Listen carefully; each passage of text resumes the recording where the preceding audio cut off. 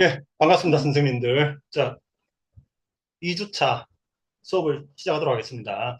이번 주에는 이제 10학년, 11학년에 대해서 설명하겠습니다. 자, 이제 그 10학년, 11학년부터는 이제 하나의 문학 작품이 끝나면은 그 페이퍼 투 목 이그점을 한번 치고 이제 5분짜리 아이오 녹음을 한 번씩 합니다. 그래서 학생들에게 하나의 유닛이 끝나면 반드시 이제 페이퍼 1이든 페이퍼 2든 목 이그점을 한번 치고 문학이든 비문학이든 이제 아이오 녹음을 한다. 이 경우에는 이제 15분짜리가 아니라 이제 5분짜리입니다. 그렇게 해서 학생들에게 좀 익숙하게 만드는 기간입니다. 그래서 문학 작품인 경우에는 페이퍼 2 시험 한 번, 그 다음에 문학 아이오 한 번, 그 다음에 비문학 텍스트인 경우에는 페이퍼 1 한 번, 이제 비문학 아이오 한 번, 이렇게 하고 넘어갑니다. 그러면 이제 DP 과정 갔을 때 학생들이 훨씬 수월하게 느낍니다. 자, 그리고 이제 요게 그 8학년 그 다음 주에 치게 될 그 8학년 시험의 템플릿인데, 그러니까 여기서 질문 4개가 있습니다. 지금 질문은 가려져 있는데, 질문을 골라서 그 다음 페이지로 넘어가면은 이제 질문들을 주고 템플릿을 채우도록 되어 있습니다. 요 과정이 이제 12, 13학년 올라갔을 때 이제 페이퍼 2에 답하는 순서로 되어 있습니다. 그래서 학생들에게 요 순서를 익숙해지도록 시킵니다. 그래서 8, 9학년 때는 먼저 이렇게 템플릿을 주면서 이 템플릿을 따라서 순서대로 적다 보면은 페이퍼 2 에세이가 완성되도록 그렇게 구성되어 있습니다. 그리고 10학년부터는 이제 이 템플릿을 제시하지 않습니다. 9학년 시험지인데 뭐 마찬가지입니다. 질문 4개 채운 다음에 이제 질문 중에서 하나를 고른 다음에 IB의 권장 사항대로 일단 질문을 무조건 한번 받아 쓰고 그 다음에 질문이 묻는 그 작가적 장치에 대해서 아는 만큼 적고 그 다음에 질문에 초점을 맞춰서 작품을 간략하게 소개를 한 다음에 그 다음에 이제 본론으로 들어가서 인용 분석 평가, 그걸 반복하면서 이제 결론을 내도록 그렇게 구성되어 있습니다. 이런 식으로 이제 페이퍼 2의 난이도를 조금씩 높여갑니다. 그래서 자, 8, 9학년 때는 템플릿을 제공하고 그리고 이제 너무 어렵게 들어가면 안 되니까 자, 예를 들어서 이런 질문이 있다고 보죠. 이게 이제 학년에 따라서 이제 푸는 방식이 다릅니다.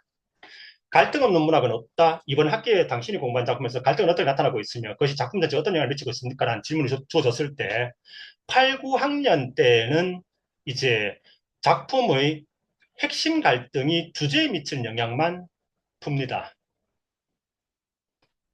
그리고 이제 8, 9학년 때 작품에서는 그 다루는 그 문학적 장치, 작가적 선택 역시 이제 갈등, 그 다음에 사회적 배경, 성장 이런 걸로 좀 한정되어 있습니다. 화자라든지.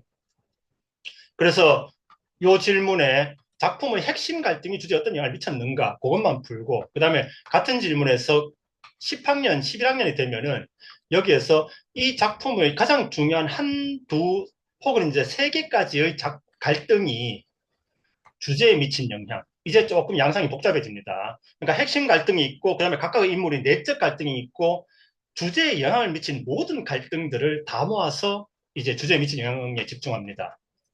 그리고 이제 12, 13학년에 가면은 한 단계 더 복잡해집니다. 질문이 주제가 아니라 작품 전체라고 물었기 때문에 이 다양한 갈등들이 주제나 재미나 구성에 어떻게 복합적으로 영향을 미치는지를 설명을 해야 됩니다. 이런 식으로 단계적으로 학생들이 익숙해져 가도록 이제 수업을 합니다. 그리고 12, 13학년이 되면 또 한 가지가 추가되는 게 이제는 더 이상 한 작품이 아니라 두 작품을 가지고 비교 대조하면서 진행해야 되죠. 이걸 이제 DP 과정에 가서 바로 해버리면 학생들 너무 힘들어합니다. 그래서 그 8학년, 9학년 때부터 조금 쉬운 형태로 시험을 치고 조금 조금씩 올라가면서 우리가 하나의 문학 작품을 배웠으면은 이런 식의 분석을 해야 된다라는 것을 익숙하게 만들어줍니다. 그래서 같은 질문인데 이 질문이 이제 이번 기말고사에도 학생들 대부분 나갈 건데 8, 9학년, 11학년, 12, 13학년이 각각 이제 푸는 수준이 달라집니다. 그래서 이제 이런 식으로 분석을 중심으로 가르치다 보면은 그렇습니다. 그러려면은 이제 그 교사가 참고서나 인터넷의 자료 이상의 무언가를 학생들에게 제공할 수 있어야 됩니다. 즉, 대부분의 학교처럼 내가 인터넷에서 본 내용이나 참고서에서 본 내용이나 교사가 수업하는 게 별 차이가 없다. 그러면은 학생들은 분석이 무엇인지 모르게 됩니다. 아, 내가 이 작품에 대해서 방학 동안 인터넷 좀 찾아봤는데 선생님 수업을 들으니까 그 이상의 뭔가가 있더라. 아, 저게 분석이구나. 저 분석을 통해서 의미가 더 깊어지는 거다. 그래야지 학생들이 분석의 의미를 가지게 됩니다. 분석의 의미를 이제 추구하게 됩니다. 즉, 학생들의 지적 호기심을 충족시키게 되고 자극하게 됩니다. 그래서 이제 지난주에 그 8학년 학생들에게 우아한 거짓말을 수업했었습니다. 근데 요번에 8학년 학생들이 새로 이제 발견한 게 저는 지금까지 이 작품의 갈등을 만지와 화연 사이의 갈등으로 했었는데 학생들은 만지와 화연과 모든 아이들이 같은 편이고 경쟁과의 갈등이 아닌가 이렇게 학생들은 얘기를 하던데 이게 조금 더 이 작품을 잘 설명하는 것 같습니다. 그래서 이제 올해 이 학생들이 새롭게 제시한 의견을 종합해서 내년에 다시 이제 9학년들에게 내년에 또 8학년들을 가르치다 보면은 또 그 학생들로부터 또 새로운 의견이 나올 겁니다. 그러면 그걸 또 종합을 해가지고 또 다음 해에 적용하고 근데 이제 점점 이렇게 되다 보면은 이제 어떻게 되는가 하면은 참고서의 내용에서 점점 멀어지게 됩니다. 요거는 이제 아이디어의 교육을 하다 보면은 필연적으로 이렇게 생깁니다.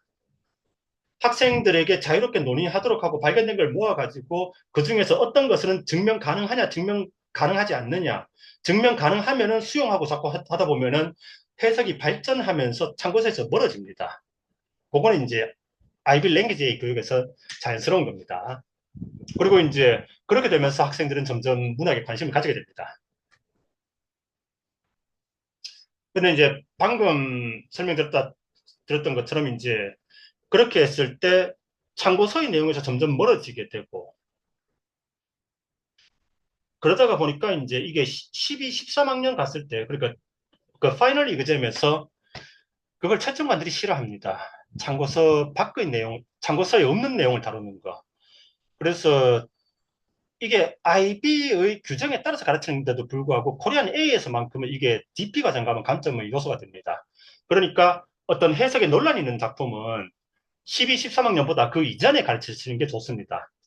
제가 10학년에 8년생 김지영, 11학년에 이제 우리들 이그린 영웅을 넣은 것도 그 이유입니다. 이 작품에 대한 해석을 채점관들이 싫어합니다. 그러다 보니까 감점을 합니다. 그러다 보니까 충분히 증명 가능한 해석임에도 불구하고 감점을 받다 보니까 10학년, 11학년으로 내렸습니다. 결국 이제 채점관들이 요구하는 것은 이제 학생들의 지적 호기심을 자극하지 마라. 재미없게 가르쳐라 라는 것 같습니다. 그냥 참고서 내용 외우게 해라. 그러다 보니까 이제 지금의 출제 채점 시스템에서 특히 이제 고득점 학생들, 이 학생들이 손해를 많이 봅니다. 왜냐하면은 7점 수준의 학생이면은 출제자나 채점관보다 분석 수준이 더 높습니다. 그러다 보니까 채점관이 모르는 내용을 언급하는 경우가 많습니다. 그러면 감점을 많이 당하게 됩니다.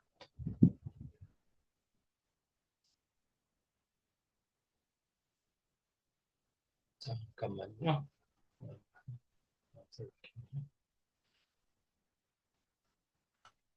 자, 그래서 이제 그 해석이 강화되는 과정을 보면은, 그러니까 먼저 학생들과 논의를 하면서 수업을 진행을 합니다. 그런데 학생들은 문학에 대한 비전문가이기 때문에 어떤 국문학과 교수나 평론가들과는 전혀 다른 관점에서 이 작품을 봅니다. 그러니까 거기서 벗어난 아이디어들이 많이 나옵니다. 그런데 무조건 새로운 아이디어라고 무조건 존중하는 것이 아니라 그 아이디어가 어디를 기준으로 나왔고 증명 가능한가를 따져야 됩니다. 만약에 학생이 증명 가능하다면 그 아이디어는 수용을 해야 되고 증명 불가능하다라고 한다면은 아무리 흥미로운 아이디어라도 고려하면 안 됩니다. 그런 식으로 이제 학생들을 학생들의 논리력을 자극을 하고 그러다 보면 자연스럽게 이제 해석이 풍성해져 갑니다. 그리고 학생들도 이제 수업에 재미를 얻게 됩니다. 그래서 한국에 있는 지금 공교육에서 아이비를 도입하는 선생님들도 이렇게 학생들과 논의를 하면서 수업을 해보니까 학생들이 굉장히 수업 참여도도 높아지고 흥미를 갖는다고 합니다. 다만 그러다 보면 이제 몇 년 지나다 보면은 참고서가 얼마나 평면적으로 문학에 접근하고 있는가가 보입니다. 그게 이제 현장에서 한 가지 문제점이 되겠습니다. 자, 그래서 저 10학년 커리큘럼에 들어가게 되면은 이제 10학년은 11학년은 이제 다양학교 같은 경우에는 그 MIP 시험이지요. 그래서 그 MIP를 가르치실 분들을 위해서 거기에 이제 MIP 어세스먼트 요거 2021년 메이 시험 문제를 넣어놨으니 참고하시기 바랍니다.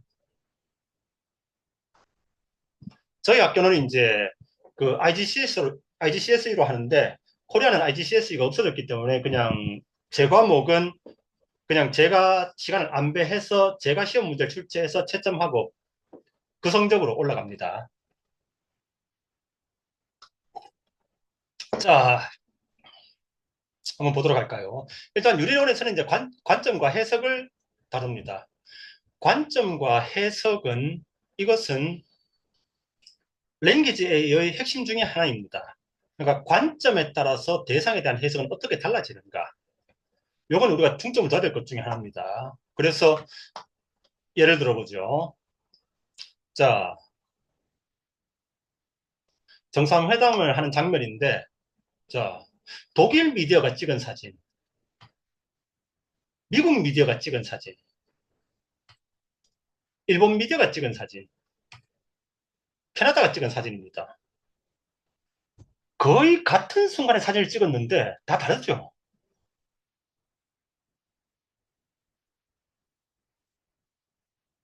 현장은 하나입니다. 근데 거기에서 각 나라의 미디어가 찍은 사진은 다릅니다. 그들이 찍은 사진이 달라지기 때문에 독자들이 각각 받는 인상도 달라질 겁니다. 대체로 각각의 나라 사람들은 각각의 나라의 대통령이나 총리가 여기에서 핵심 역할을 하고 있다고 생각할 겁니다. 즉, 기억합시다. 정답이란 것은 관점의 개수만큼 다양합니다.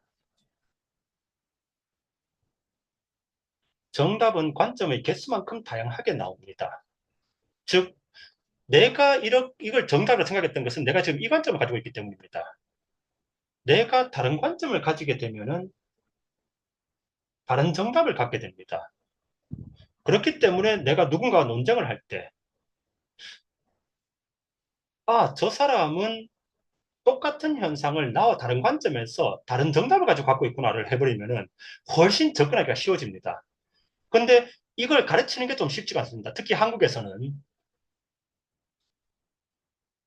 그래서 하나의 작품에서도 관점에 따라서 해석이 달라질 수 있다. 이걸 시연할 수 있겠는가? 이 접근법은 영화나 드라마에서는 이미 일반적인데 이상의 문학에서만큼은 그래서는 안 됩니다. 왠지 문학에서는 새로운 관점을 쓰는 걸 금기시합니다.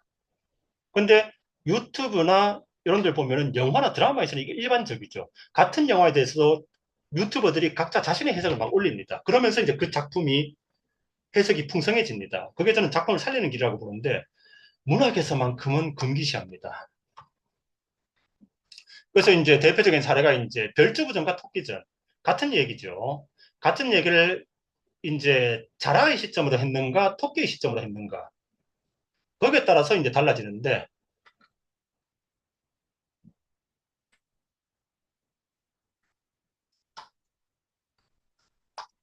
어, 어, 어.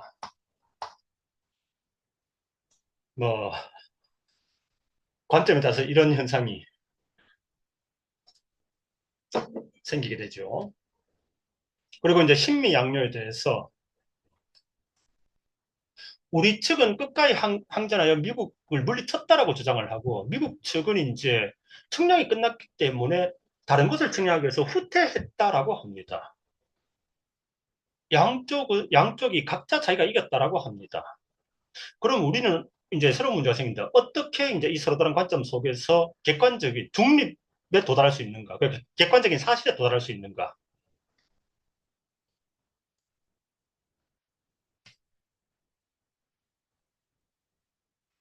장미란 씨가 은퇴한 경기죠. 근데 두 신문이 전혀 다른 관점으로 보고 있습니다.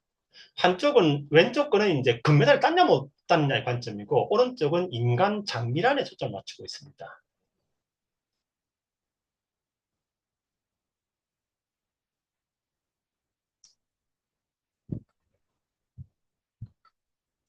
그래서 실제로 이제 그게 그 OECD 주요국 경제 성장률 뉴스에서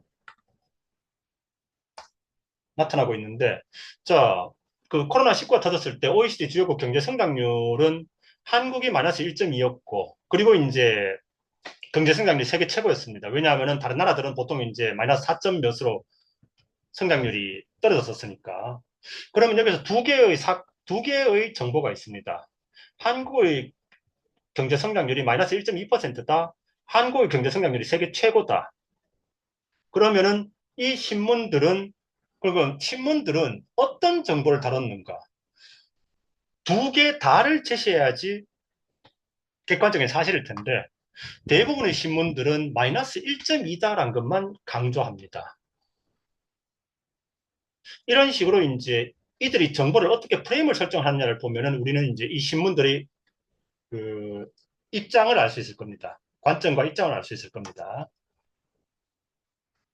그래서 이제 거기에서 좀 학생들 흥미를 돋구기 위해서 요 과제에서는 학생들에게 너의 새로운 이름을 만들고 발표하라고 해봅니다. 요 과제에서 핵심은 뭔가 하면은 여러분들의 부모님은 어떤 의도로 지금 여러분들의 이름을 만들었는가?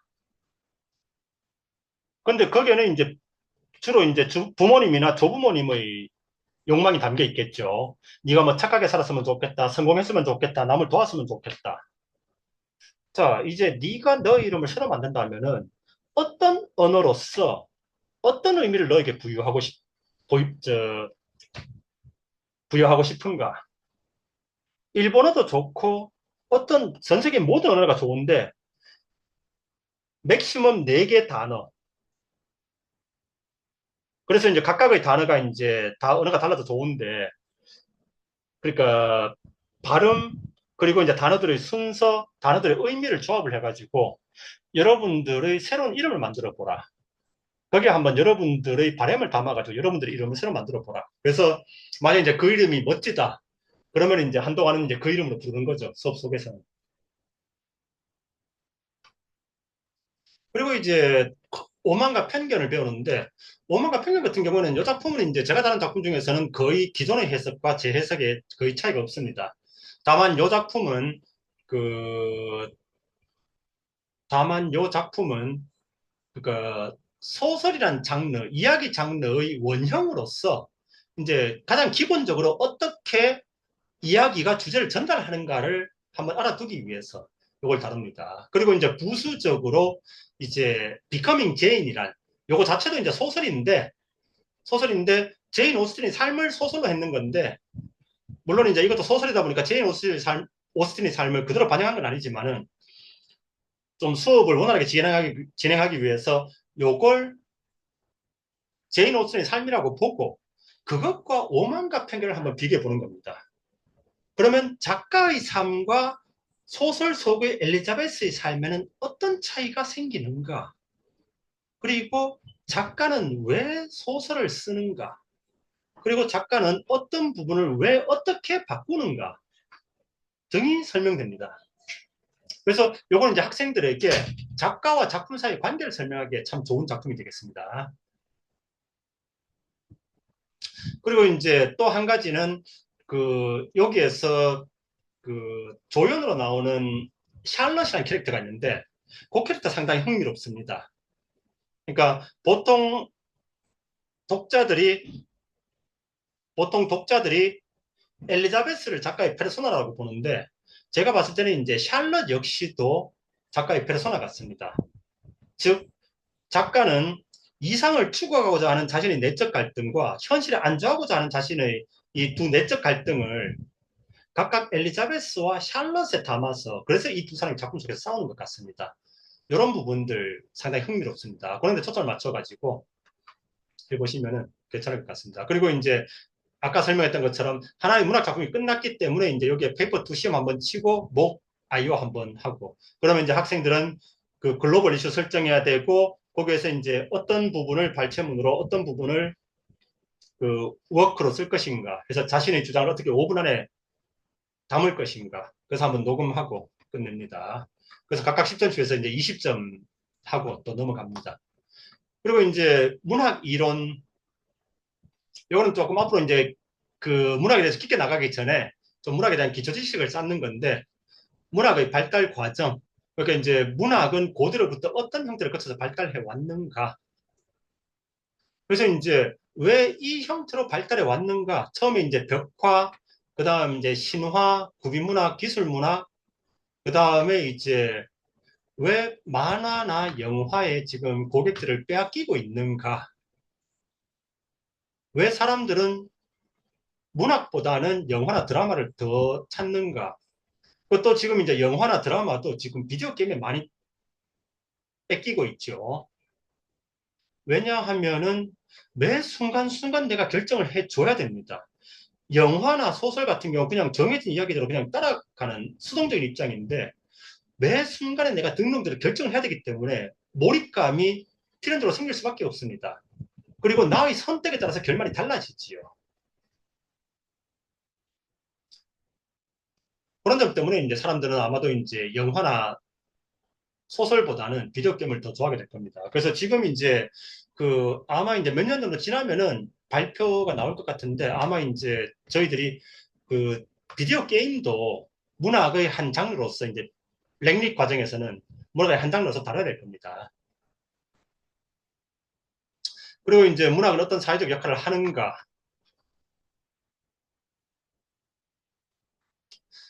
예를 들어서 이제 미래의 경우에 인구 과잉에 대한 경고를 하는데 여기에서 이제 이걸 다룬 작품들은 많이 있습니다. 설국열차도 그런 내용이고 어벤져스 그 다음에 인페르노도 같은 내용입니다. 킹스맨도 그런 내용이죠. 이제 빌런이 인구가 너무 많으니까 지구를 살리기 위해서 좀 인구를 강제로 줄여야 되겠다. 그리고 이제 잘 알려진 않은 영화인데 그 엠 나이트 샤말란 감독의 해프닝 이것도 그런 내용입니다. 그리고 이제 여기에서 이제 학생들에게 질문을 던집니다. 이렇게 많은 작가들이 지금 이 문제를 이 시점에 이제 우리에게 전달하려고 하는데 왜냐하면 지금 이게 가장 인류에게 중요한 문제니까 그런데 왜 다른 영화들은 잊혀지고 어떤 작품들은 성공을 했는데 이 작품 같은 경우 한국에서는 분명히 흥행에 성공을 했는데 왜 사람들은 그 주제의식에 잘 집중을 못할까? 그냥 멋진 액션 영화로만 볼까? 그리고 왜 이게 가장 성공했는가? 왜 사람들은 캡틴 아메리카가 옳은가, 타노스가 옳은가를 가지고 여전히 지금도 여전히 싸우고 있는가? 이 작품은 다른 작품이 없는 무엇을 담고 있기 때문에 비슷한 주제를 다뤘는데 이 영화가 가장 회자되고 있는가? 그런 것들이 이제 한번 다뤄보면 흥미로울 것 같습니다. 그래서 거기에서는 이제 갈등의 설정, 상징, 이런 부분들 설명할 게 많을 겁니다.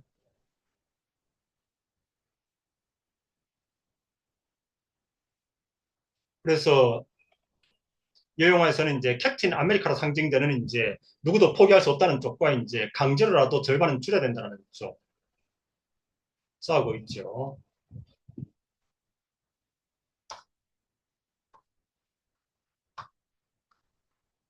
그리고 이제 그러니까 학생들에게 소설 장르를 이해시키는데 가장 좋은 방법은 짧더라도 한번 써보라는 겁니다. 실제로 한번 이야기를 만들어 보라는 겁니다. 그러면 이제 내가 어떤 메시지를 전달할 것인가. 학생에 따라서 조금 순서가 바뀔 수 있겠는데 일단 이게 가장 먼저겠지요. 어떤 메시지를 전달하고 싶은가. 그러면은 사회적 배경을 어떻게 설정해야 될 것인가. 그리고 인물들을 주동인물과 반동인물을 어떻게 설정해야 될 것인가. 거기서 자연스럽게 갈등이 나와야 되겠죠.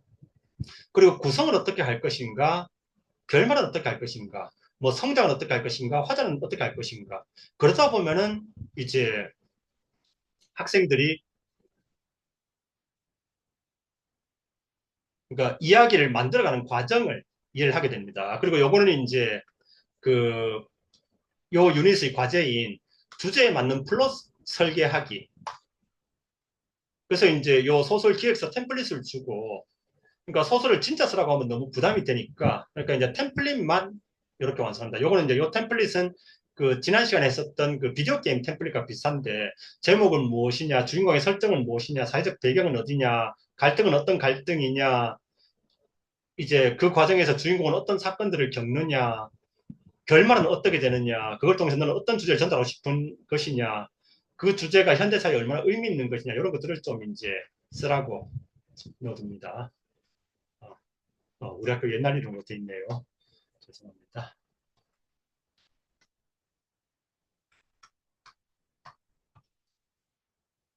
선생님들 계신 곳은 거기 안 덥습니까?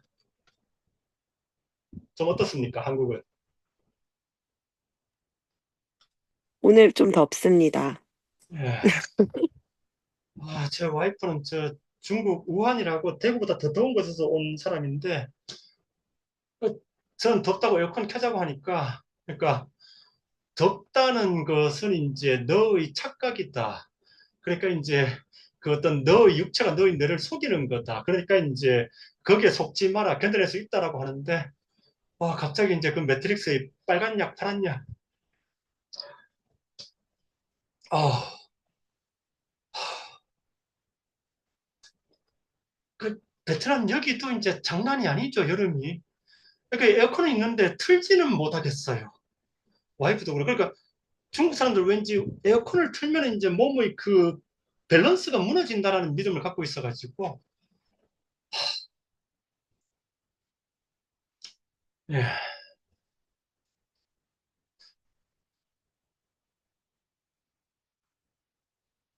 예, 예. 와이프가 그 영어나 한국말을 못하기 때문에 중국말로 소통을 합니다. 자, 그리고 이제 학기 말에 간단하게 그 유닛 2에서 장편을 배웠기 때문에 학기 말에 좀 간단하게 공부를 하게 되는데, 필론과 돼지. 이문열 씨 단편 소설이죠. 필론과 돼지. 요것도 이제, 요거는 상당히 다음에 배우게 될 우리들의 이런 영어 굉장히 닮았습니다. 그리고 이 작품도 상당히 참고서를 보다 보면은 정말 뭐랄까 성의 없이 분석했구나. 그러니까 저는 적극적인 분석이라고 부르는데 이런 겁니다. 잠시 이제 설명해 볼까요? 자, 파리대왕에 보면 이런 언급이 나옵니다. 렐프가 이제 피기를 좋은 친구라고 부르는 장면이 나옵니다. 그래서 기존의 해석에서는 피기는 좋은 인물이라고 해석합니다. 자, 이 과정에 분석이 들어갔나요?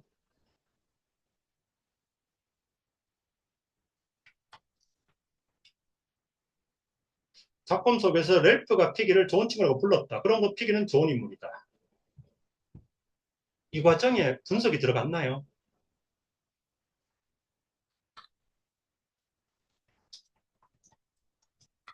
자, 제가 분석하는 걸 시연을 해보죠. 그래서 이 작품들은 선생님들이 제 홈페이지에 오셔가지고 한 번씩 봐두실 필요가 있습니다. 모든 작품은 아니더라도 좀 이제 학생들에게 새로운 관점 설명이 좋은 작품들이 있을 겁니다. 자, 저희 분석 방식은 이겁니다. 비록 결말에서 렐프가 피기를 좋은 친구라고 불렀지만 작품 속에서 피기는 항상 게으르고 무책임하고 잘난 척하고 탐욕적인 인물로 묘사된다. 따라서 비록 렐프가 그렇게 말했지만 피기를 좋은 인물이라고 평가하기는 어렵다. 차이점 보이시죠? 밑에 거는 분석이 들어갔지요. 소극적 분석이 이제 한국의 참고서가 하는 분석입니다. 그리고 아래쪽이 이제 제가 하는 방식입니다. 물론 대부분의 작품에서 소극적 분석과 적극적 분석 큰 차이가 안 납니다. 그런데 어떤 작품에서는 선명하게 차이가 납니다. 우리들을 일그러진 영웅, 82년생 김지영, 제인에어, 당신들의 천국 이런 작품들. 그렇다면 이제 그 작품에서 분석에 따라서 의미가 어떻게 깊어지는 걸 쭉 설명을 해주면은 학생들은 이제 거기에서 직접 호기심을 느끼는 거죠. 그걸 이제 그 8년생 김정에서 잠시 설명을 해드리겠습니다. 그래서 이 작품도 뭐랄까 그리고 기존의 해석이 틀린 건 아닌데 좀 너무 그 게으르게 접근했다라고 해야 될까? 그냥 표면적으로 이제 화자가 그렇게 말을 하니까 그렇다라고. 그래서 이 작품에 대해서 이제 좀 깊게 보고 싶으신 선생님들은 그 제 블로그에 해설되어 있습니다. 그, 이 작품은 또 그 우리들의 어린 영화와 연결되는 게 필론과 대지가 이제 전두환 씨가 집권할 때쯤에 발표되었습니다. 그러니까 5.18 터지기 며칠 전에 발표되었어요. 그러니까 전두환 씨의 등장과 함께 발표되었고 우리들의 어린 영웅은 1987년 6월 항쟁, 즉 전두환 씨가 내려오는 것과 그 시기에 발표되었습니다. 그리고 이 두 작품 모두에서 전두환 씨가 나오는데 많이 다릅니다. 필론과 대지에서 전두환 씨는 그냥 양아치로 나옵니다. 검은 각반. 그런데 우리들이 읽어진 영웅에서는 엄석대라는 뭔가 좀 마지막에 몰락하지만은 영웅적인 면모가 있는 인물로 나옵니다. 즉 7년 동안 전두환 씨에 대한 이문열 씨의 인식이 많이 바뀐 것 같습니다. 그렇게 연결해서 수업해도 참 재밌습니다. 그렇게 해서 이제 한 학기 끝나고 그 다음에 이제 두 번째 학기로 넘어가 보죠. 자, 미디어와 이제 비판적 사고. 그래서 이제 비문학도 조금 관심을 가져야 해야 되는데.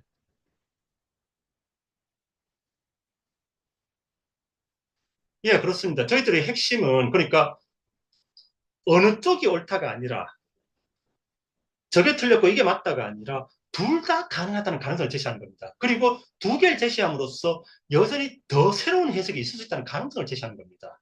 그러니까 이 그 참고서가 제시하는 그 단순한 해석은 지금 AI가 더 잘합니다. 즉 AI가 못 따라하는 부분을 우리는 제시를 해줘야 됩니다. 그러니까 학생들에게 어떤 방학 숙제를 이렇게 주면은 그럼 학생들은 이제 자연스럽게 참고서라든지 인터넷의 해석을 가지고 옵니다. 그러면은 거의 100% 기존의 해석입니다. 그리고 저는 기존의 해석은 어떤 데를 초점에 맞췄는지를 설명을 하고 그 다음에 저의 해석을 설명해 줍니다. 그러면 학생들 앞에서 일종의 마법이 벌어지는 거죠. 분명히 저 책이 하얀색으로 보였는데 선생님 설명을 듣고 나니까 까만색으로 보이는 겁니다. 이 시점의 확대는, 이 관점의 확대는 굉장히 중요합니다. 그래서 마지막에는 이제, 자, 그러면 기존의 해석은 무엇에 초점을 뒀고, 선생님의 해석은 무엇에 초점을 뒀는가? 그렇다면은 여기서 또 우리가 놓친 관점은 무엇이 더 있겠는가? 이런 식으로 확대해 나가는 겁니다. 그리고 이제 거기서 만약에 학생이 어떤 의미 있는 관점을 발견했다고 한다면 그걸 킵에 뒀다가 이제 DP 과정에서 과제로 쓰는 겁니다. HLSA나 이런 걸로.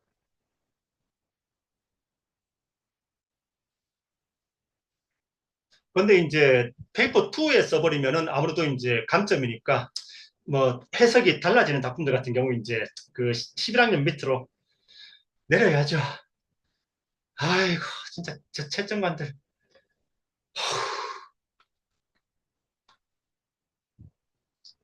자, 그래서 이제 이번엔 좀 이제 미디어 쪽으로 가보겠습니다. 잠깐만요. 선생님들은 안 보이겠지만 제 쪽에서 저 노트 창하고 이런 것도 조금 정리를 하겠습니다. 그래서 이제 그 새 학기 시작하면서 첫 번째 것은 우리가 알고 있는 이 영웅들은 과연 얼마나 사실일까? 예를 들어서 역사학자들이 복원한 예수님 얼굴은 이거죠. 이제 그 인종의 평균적인 얼굴에다가 이제 성서에 언급되는 외형을 반영했습니다. 근데 왜 우린 지금 이걸로 알고 있을까요? 이 외모로 알고 있을까요?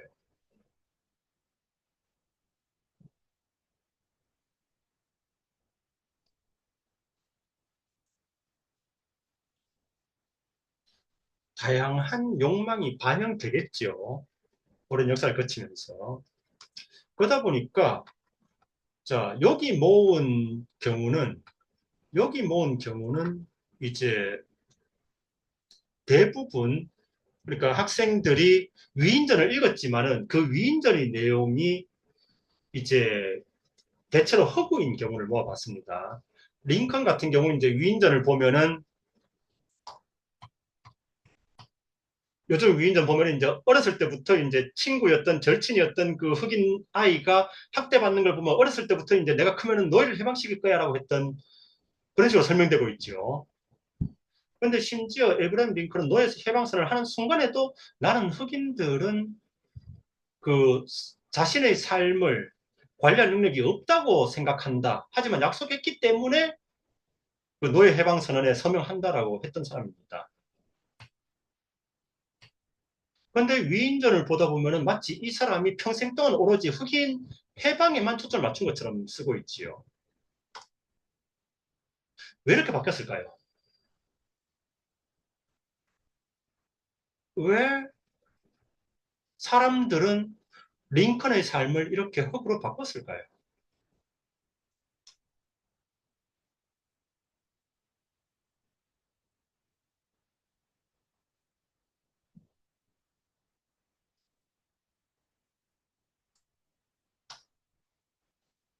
비슷한 경우가 이제 토머스 에디슨도 있고 간디 같은 경우는 조심스럽습니다. 간디의 경우에는 분명히 인도의 독립에 굉장히 중요한 역할을 한 위인이지만은 다만 이제 그러니까 여전히 여성에 대한 차별, 자기 아내가 병에 걸렸을 때 이제 절대 서양식 병원에 보낼 수 없다라고 해서 이제 사망하게 한 사람이죠. 그리고 자기가 몸이 아프자 이제 냉큼 병원 가서 이제 주사 맞고 나은 사람이죠. 그리고 특히 이제 논란이 되는 부분이 이제 그 성적인 부분.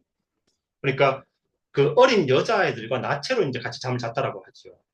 그런데 나체로 잠을 잤다는 것이 섹스란 것을 의미하지는 않겠지만은 뭐 인도의 민간요법이라고 하는데 분명히 이제 자신의 조카들 10대 초반에 몇 명의 조카들과 이제 알몸으로 잤다라고 하지요. 그러면 이제 거기에서 이제 우리는 조금 더 접근을 해봐야 됩니다. 그렇다면 이제 우리가 생각했던 것보다 실망스러운 사람입니다. 근데 여기서 이제 많은 학생들의 반응은 와 너무하네. 알고 보니까 이제 뭐 쓰레기네 이런 식으로 되면서 이제 갑니다. 근데 그렇다면은 그 부분이 잘못됐다고 해서 저 사람의 업적을 부정할 수 있는가? 반대의 사례가 이제 히틀러죠. 유태인들을 엄청나게 학살했지만은 따지고 보면은 이제 인류 최초로 그 애완동물 보호법을 만들었고 조선시대에 이제 홍수 났을 때 이제 수재의연금도 보냈었고 학생들은 와 알고 보니까 히틀러 좋은 놈이네. 갑자기 조사를 보면은 간디보다 히틀러의 선호도가 높아집니다. 이건 타당한가? 간디가 우리가 생각했던 것만큼 좋은 사람이 아니다라고 해서 느낀 배신감과 히틀러가 우리가 생각했던 것보다 좋은 사람이라고 해서 느꼈던 이제 그런 호감 때문에 히틀러를 간디보다 더 좋은 사람이라고 평가하는 것은 과연 논리적, 합리적인가? 이런 거 이제 한번 해보고 넘어가는, 넘어가죠.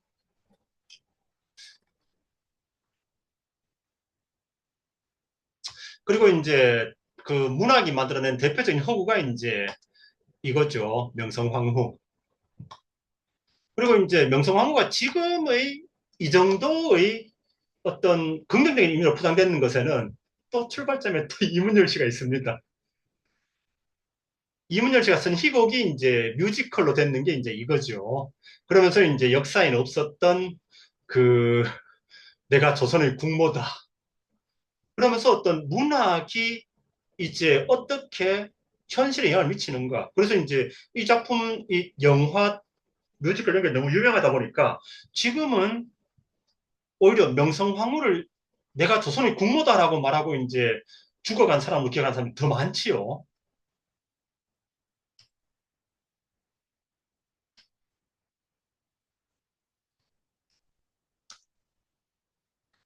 그리고 이제 그러다 보니까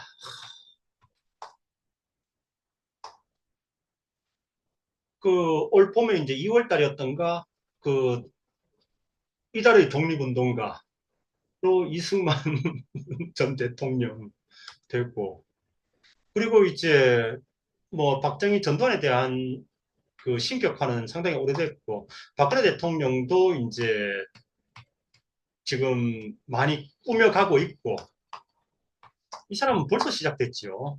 얼마 전에 개봉했던 영화. 그러니까 한편으로 미디어가 우리는 이제 12월 3일 날 이 사람이 기염하는 걸 다 봤었습니다. 다 봤었습니다. 근데 이제 시간이 좀 지나가지고 이걸 실제 겪지 못한 세대에게 이제 그때 가서는 이제 감성적인 미디어가 역할을 할 것인데 그때가 돼버리면 누가 더 사실이냐가 아니라 누가 더 그들의 감성을 적절히 자극했느냐에 의해 가지고 이 사람에 대한 평가가 바뀌게 될 겁니다. 마치 저 명성황후가 바뀐 것처럼요. 그런 식으로 이제 왜 우리가 분석을 배워야 하는가도 좀 이제 짚고 넘어가 보죠. 그리고 이제 비판적 사고 들어가는데 여기서 이제 좀 학생들이 지금 단계에서 생각해 봐야 할 만한 논점들 좀 정리를 해봤는데 예를 들어서 이제 한 그 서울의 한 구청에서 하려고 했었던 가난 체험 프로그램 대학생들을 모아서 이제 달동네에 보내서 거기에서 이제 며칠 체험 학습을 하고 이제 돌아오게 하는 거. 요거에 대해서 이제 그 설문조사. 요 경우에는 이제 요거 하나하나가 이제 5점입니다. 그래서 그 방금 자료에서 배운 내용을 가지고 자, 여기에 요 요 과제의 채점 기준은 솔직함과 풍성함입니다.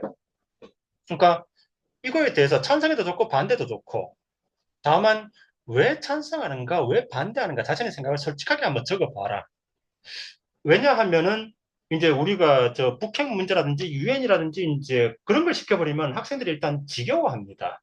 그러니까 저는 글쓰기를 시킬 때 학생들의 학생들 안에 있는 이야기를 끄집어내야지 글쓰기가 빨리 는다라고 생각을 합니다. 그러다 보니까 이제 그래 어떤 생각이든 좋다. 나중에 왕따 얘기 나왔을 때 왕따에 대해서 너희들이 어떤 입장을 가져도 좋다. 하지만 요 과제에 대해서 솔직하고 풍성하게 적어봐라. 그렇게 해서 이제 그 몇 개의 과제를 몇 개를 하다가 이제 하나 정도를 이제 그 과제로 내줍니다. 요거에 대해서 템플릿을 주고 이제 요걸 채워와라. 그래서 5점씩 채점을 합니다. 그래서 이제 공부를 왜 하는가, 공부와 나와의 관계는 무엇인가, 지도자는 뭐 어떤 역할을 해야 되는가, 그 다음에 이제 뭐 데이트 폭력을 하는 이 인간의 이 사람의 인터뷰를 보면서 이 사람의 언어를 통해서 이 사람의 어떤 사고가 드러나는가.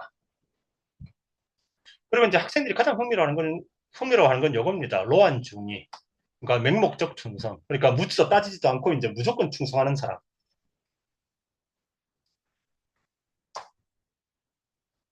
우리나라도 번역된 책이죠. 가르시아 장군에게 보내는 편지.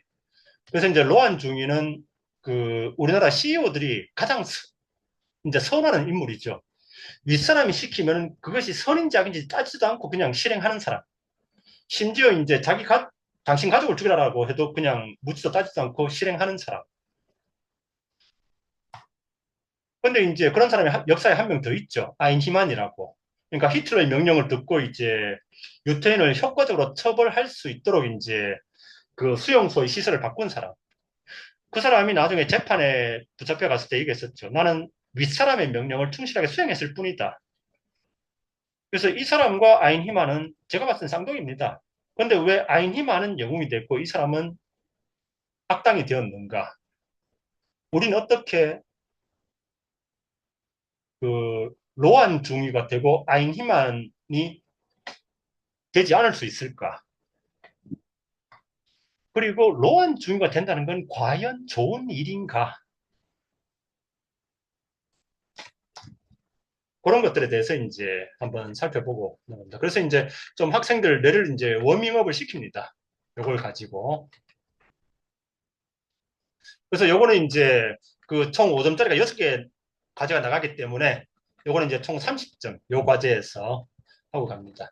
그 다음에 이제 본격적으로 이제 DP 과정을 대비해서 신문 기사 분석을 한번 들어가 보죠. 일단 뭐 핵심적인 장르들 조금 언급을 해주고 신문 기사는 어떻고 웹툰은 어떻고 칼럼은 어떻고 맛을 보여주고 그 다음에 이제 신문 기사에서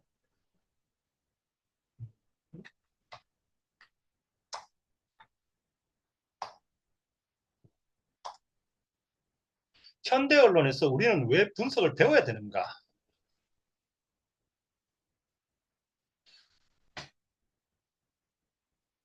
예를 들어서 신문 기자들이 선정한 최악의 영화인으로 계속 마동석 씨가 뽑히는데 그 이유는 이제 뭐 마동석 씨가 신문 기자들에게 이제 접대를 잘 안 하는 거지요.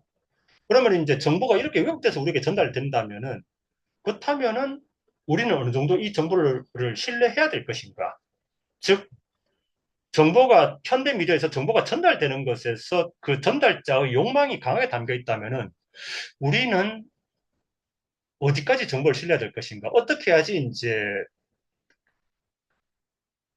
전달자의 의도에 속지 않을 수 있을 것인가? 과연 이 뉴스는 정말 사실일까? 사람들이 야근시켜 달라고 사람들이 야단이다. 근데 정부가 그걸 그들이 노동할 권리를 가로막고 있다. 사람들은 야근하고 싶어 죽겠는데 그들이 자리를 짓밟으면서 주 52시간으로 확대한 주 52시간으로 이제 제한한다고 하고 있다.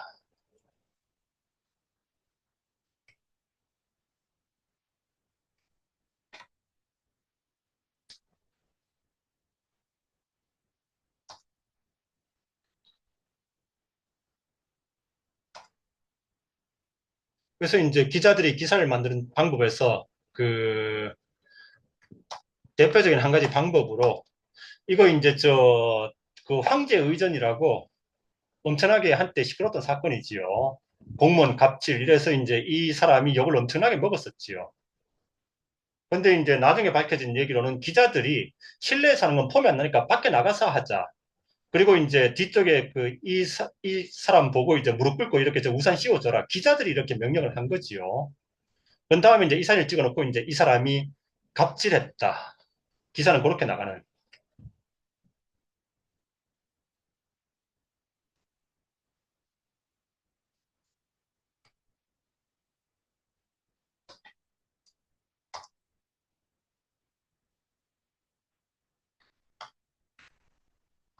그리고 이제 나쁜 기사에는 어떤 종류들이 있는가?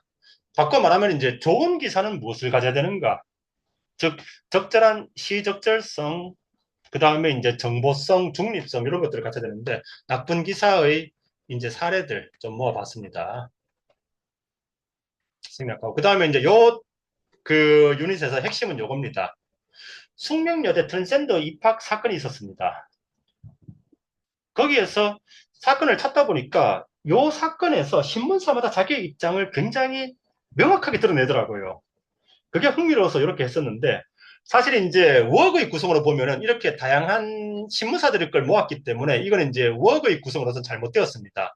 웍은 엄밀히 이제 국민을 보면 국민일보, 조선일보 보면 조선일보 이렇게 이제 한 작가로 모아야 되는데 근데 이제 요거는 이제 비교해보기 좋아가지고 이렇게 했었습니다. 그래서 이 각각을 보면서 이 사람은 그 트랜스젠더 입학생 A씨에 대해서 어떤 입장인가? 중립인가? 약간 찬성인가? 매우 찬성인가? 아니면 약간 반대인가? 매우 반대인가? 그게 어디서 드러나고 있는가? 학생들과 이제 조금 조금씩 모아봅니다. 그러면은 구성이 나오고, 언어 사용이 나오고, 이제 논증의 방법이 나오고, 이제 우리가 페이퍼 1에서 해야 되는 빅5가 다 나옵니다. 참고로 이제 빅5는 어, 빅5는 언어, 어조, 문체, 논증 방법, 구성 요거인데, 그러니까 이제 페이퍼 1의 텍스트 1에서는 이제 요거 다섯 개 중에서 묻게 되어 있습니다. 그 글쓴이의 관점이 드러나는 다섯 개의 장치인데, 예를 들어 보죠.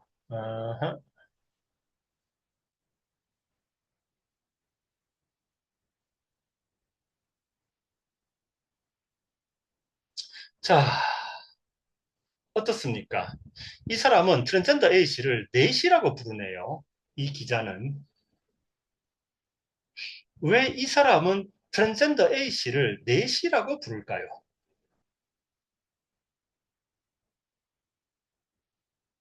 이 사람은 찬성일까요? 반대일까요? 트랜스젠더 A씨 입학에 대해서.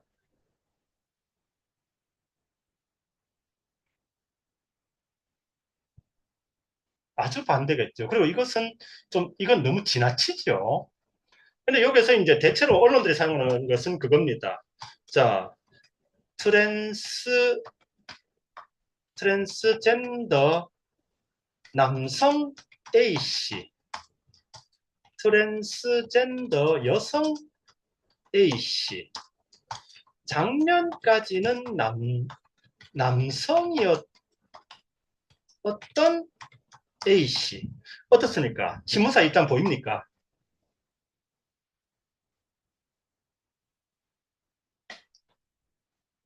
트랜스젠더 남성 A씨가 여대에 입학하면 어떤 생각이 듭니까?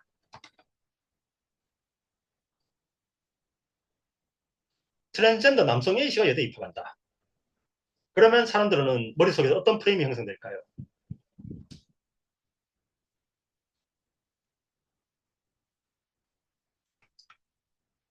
그리고 트랜스젠더 여성 A씨가 여대 입학한다면 어떤 프레임이 형성될까요?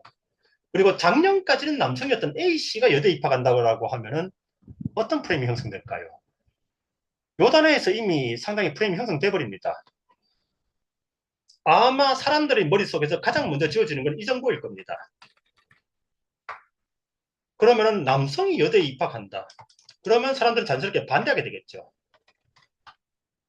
그런데 트랜스젠더는 어쨌든 그 사람이 지금 법적으로 여성이다. 그러면은 찬성 쪽에 가까워질 겁니다.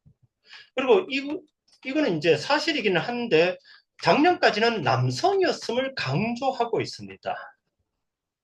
그러니까 지금 여성이 아니라 작년엔 남성이었음을 강조하는 겁니다. 이것도 이제 반대쪽에 좀 치우쳐 있는 언어 설정이 되겠습니다. 이런 식으로 이제 이 사람의 언어를 통해서 어떻게 이제 이 현상에 대한 입장을 드러내는가.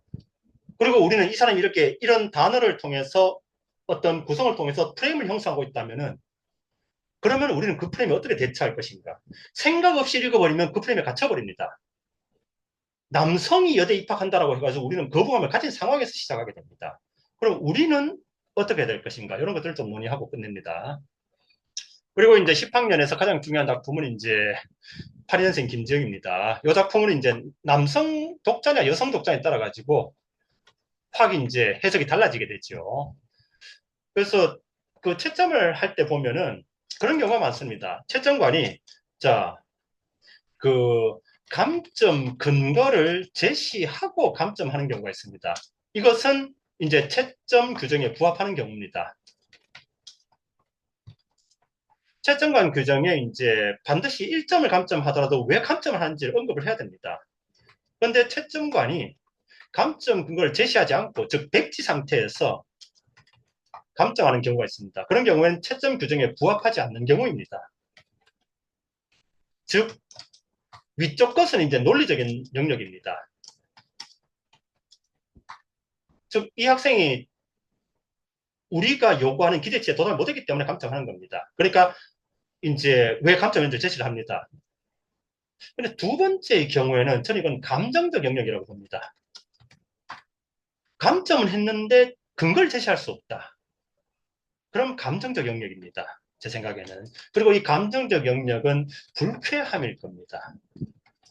이 학생의 주장이 나에게 불쾌함을 준다.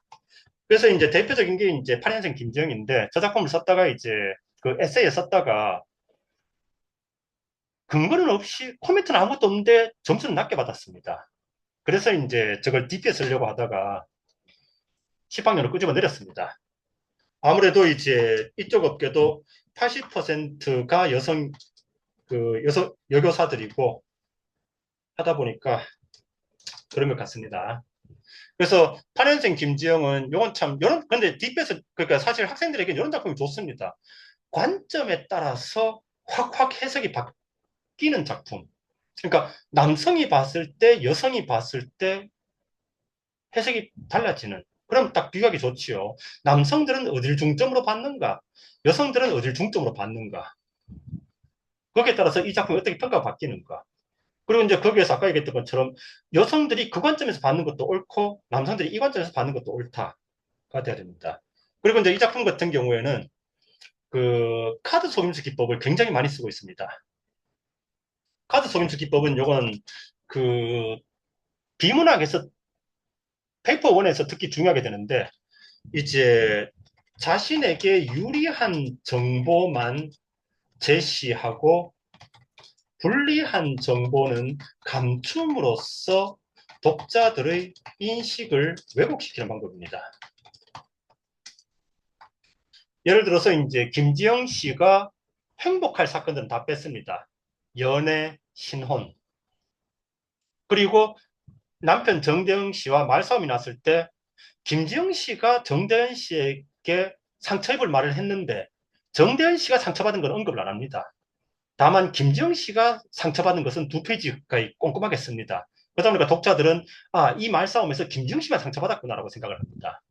그리고 거기에 이제 통계 자료를 왜곡해서 전달합니다. 그러니까 통계에서 이제 여성들에게 유리한 정보는 싹 빼고 남성들에게 유리한 것만 제시한 다음에 차별적이다 해버리는 거지요.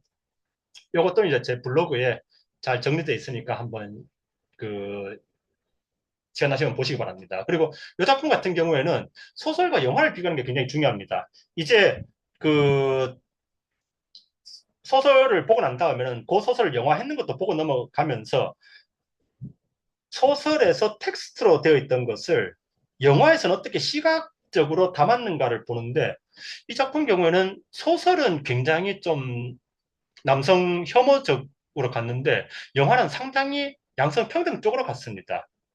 그걸 위해서 감독이 어떤 부분의 설정을 어떻게 바꿨는가 요걸 해 요걸 비교해 보면 상당히 이제 학생들 흥미로워합니다. 게다가 어떤 양성평등 자체가 지금 핫한 주제이기도 하고.